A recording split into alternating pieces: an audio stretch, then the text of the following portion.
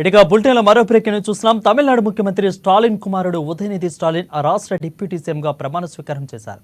మంత్రివర్గ పునర్వ్యవస్థీకరణలో భాగంగా మొత్తం నలుగురు ఎమ్మెల్యేలు మంత్రులుగా ప్రమాణ స్వీకారం చేశారు. ఇక మనీ లాండరింగ్ కేసులో జైలుకు వెళ్లి 2 రోజుల క్రితం బెయిల్పై విడుదలైన మాజీ మంత్రి సెంధిల్ బాలాజీ మంత్రిగా ప్రమాణ స్వీకారం చేశారు. గోలీ చిలియన్, అదేవిధంగా ఎస్ఎం నాజర్, ఆర్ రాజేందర్ కూడా మంత్రులుగా ప్రమాణ స్వీకారం చేశారు.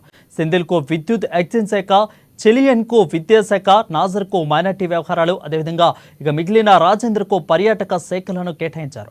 పునర్వ్యవస్థీకరణ సాధారణమైతే అప్పటికి ఈసారి ఉదయనిధికి డిప్యూటీ సీఎంగా బాధ్యతలు అప్పగించడంతో ప్రాధాన్యత సంతరించుకుంది.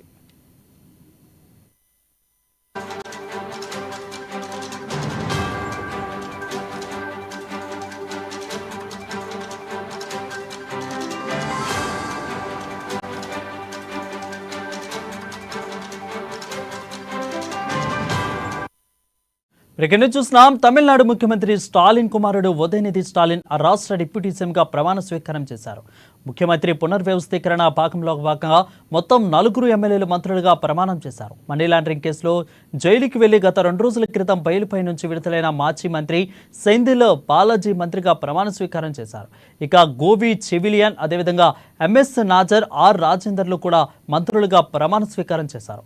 సెంధిల్కు విద్యుత్, ఎక్సైజ్ శాఖ చెల్లించగా, ఇక చెలియన్కు విద్యాశాఖ, నాజర్కు మైనార్టీ వ్యవహారాలు, మిగిలిన రాజేంద్రకు పర్యాటక శాఖలను అప్పగించారు.